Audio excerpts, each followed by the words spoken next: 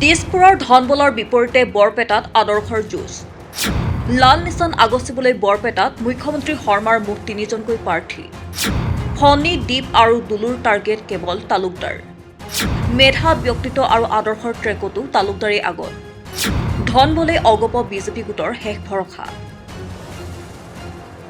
৩ দশকৰ মূৰকত বৰপেটাত পুনৰাই উৰিব নেকি লাল নিচান? শ্ৰমিক ঐক্য জিন্দাবাদ, SFI জিন্দাবাদ, DIFI জিন্দাবাদ, কৃষক শক্তি লং লিভ আদি শ্লোগানেৰে বৰপেটাৰ আকাশ বতাহ পুনৰাই উত্তাল হৈ পৰিব নেকি? পুঁজিবাদ আৰু সাম্প্ৰদায়িকতাবাদী দল সংগঠনৰ বিৰুদ্ধে পুনৰাই কমিউনিষ্টৰ ৰক্ত ৰঞ্জিত সংগ্ৰামৰ দিনবোৰ উভতি আহিব নেকি? এনে ১০০ এবুৰি চিন্তাই এতিয়া দিছপুৰীয়া ৰজাঘৰৰ টোপনি কাঢ়ি নিছে। কমিউনিজমৰ ৰক্তবীজ কোনো কাৰণতে ৰাজ্যত আৰু গজালি মেলিবলৈ নিদিয়াৰ সংকল্পৰেই বৰপেটাৰ ৰণক্ষেত্ৰত সৰ্বশক্তি প্ৰয়োগ কৰিছে মুখ্যমন্ত্ৰী হিমন্ত বিশ্ব শৰ্মাই। CPMৰ শক্তিশালী প্ৰাৰ্থী মনোৰঞ্জন তালুকদাৰৰ বিজয়ৰ ৰথ ভেটিবলৈ মুখ্যমন্ত্ৰী শৰ্মাই বহু ভাবি গুণি অগপ বিধায়ক ফণীভূষণ চৌধুৰীক মিত্ৰগোটৰ প্ৰাৰ্থী হিচাপে প্ৰক্ষেপ কৰে যদিও মুখ্যমন্ত্ৰীয়ে নিজস্ব গোপন উৎসৰ জৰিয়তে বৰপেটাত CPIMৰ ৰথ ৰুধিবলৈ ফণীভূষণ কোনো কাৰণতে যথেষ্ট নহয় বুলি এক প্ৰকাৰ নিশ্চিত হয়। নিজস্ব গোপন উৎসৰ পৰা সংগৃহীত এই তথ্যৰ পিছতে বৰপেটা বিজয়ৰ ষ্ট্ৰেটেজি সলাই পেলাই মুখ্যমন্ত্ৰী শৰ্মাই।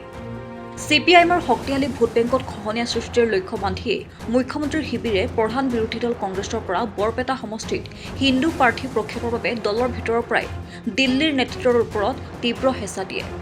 অসমৰ বাহিৰত যি হয় হৈ থাকক, কিন্তু অসমত কংগ্ৰেছ আৰু CPIMৰ মাজত বৰপেটা আসনক লৈ কোনো কাৰণতে যাতে বুজাবুজি সম্পূৰ্ণ নহয় কিংবা নিৰ্বাচনী বুজাবুজিৰ জৰিয়তে কোনো কাৰণতে যাতে CPIMে লোকসভা সমষ্টিটো লাভ নকৰে তাৰ প্ৰতিও প্ৰতি মুহূৰ্ততে তৎপৰ হৈ থাকে মুখ্যমন্ত্ৰীৰ শিবিৰ।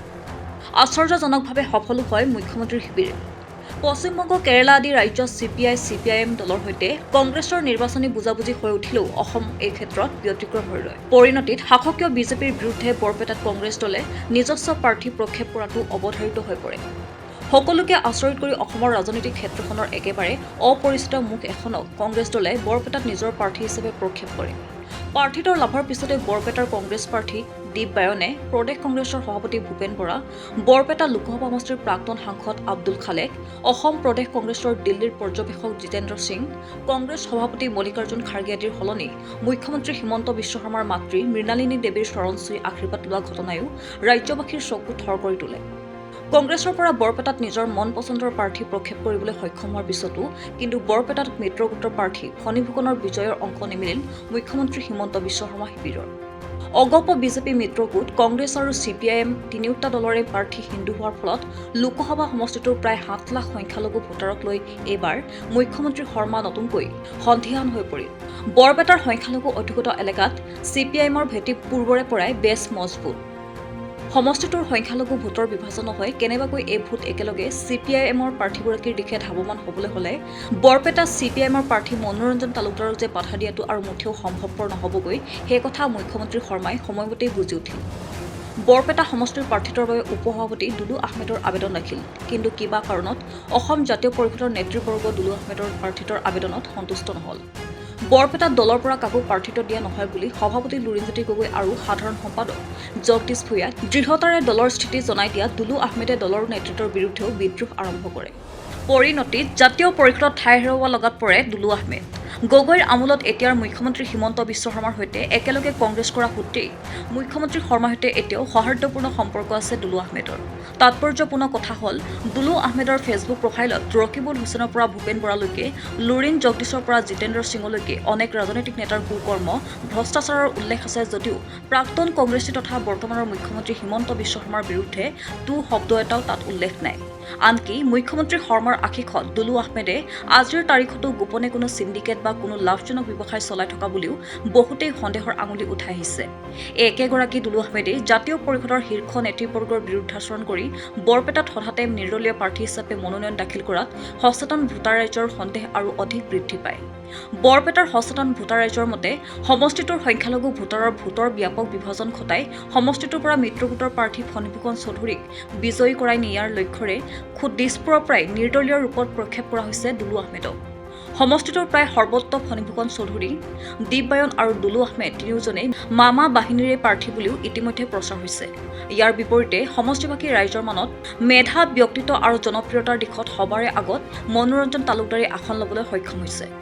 দিল্লী দিছপুৰৰ ব্যাপক দুৰ্নীতি অনিয়ম বিভিন্ন জনবিৰোধী কাৰ্য স্বেচ্ছাচাৰিতা সাম্প্ৰদায়িক আচৰণ আদিৰ বিৰুদ্ধে তালুকদাৰে সমষ্টিটোৰ ৰাইজৰ মাজত প্ৰতিদিন প্ৰতিপল নিজৰ প্ৰচাৰ অব্যাহত ৰাখি গৈছে।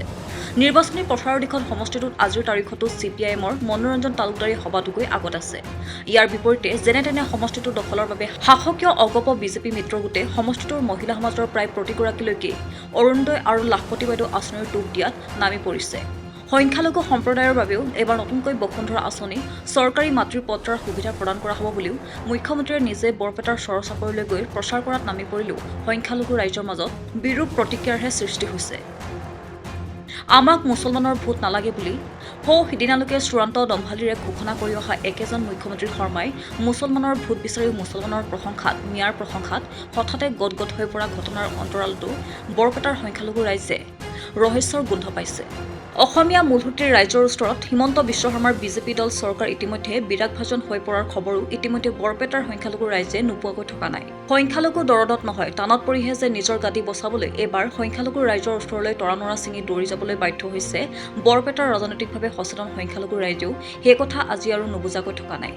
সকলো দিশৰ পৰা ব্যৰ্থ হলে অহা দিনবোৰত বৰপেটাৰ চৰ-চাপৰি ৰাইজক দিছপুৰৰ পৰা বিভিন্ন প্ৰকাৰৰ দাবী ধমকি ভয় ভাবুকিও যে প্ৰদৰ্শন কৰা হ'ব তাত কোনো সন্দেহ নাই। বৰপেটাত এগৰাকী মনোৰঞ্জন তালুকদাৰক বধিবলৈ দিছপুৰে 3গৰাকীকৈ প্ৰাৰ্থী থিয় কৰাব লগা হোৱাৰ ঘটনা বিশেষ তাৎপৰ্যপূৰ্ণ বুলিয়েই বিবেচিত হৈছে। দিছপুৰৰ ধনবল জনবল বাহুবল আৰু সকলো ৰাজনৈতিক কূটকৌশল পানী কৰি বৰপেটাত আজিৰ তাৰিখতো মনোৰঞ্জন তালুকদাৰে নিজৰ বিজয়ৰ সম্ভাৱনা জীপাল কৰি ৰাখিবলৈ সক্ষম হৈছে। মাজত কোনো বিশেষ অথন্তৰ নঘটিলে বৰপেটাৰ পৰা সাংসদ নিৰ্বাচিত হোৱাৰ সম্ভাৱনা কমৰেড তালুকদাৰৰে অধিক।